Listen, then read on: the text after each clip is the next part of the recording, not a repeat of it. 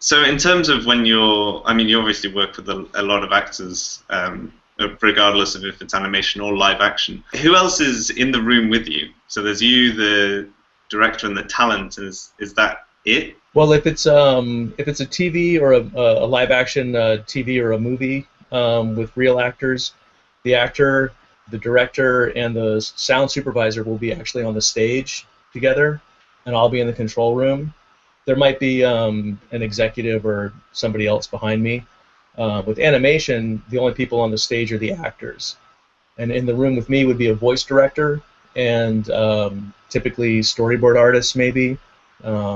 Sometimes the person who wrote the script will be there in case there's an issue with a line, and they say, "Well, can we say this differently?" And that person will typically come up with a different way of saying it if that's needed.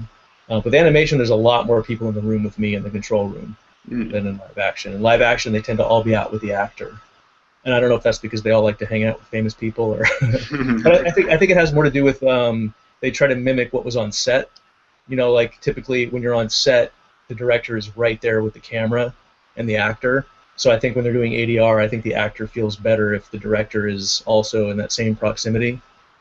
You know, actually in the room, rather than hearing them on the speakers, they're acting more close up, and I think they kind of respond better and they like that proximity better. So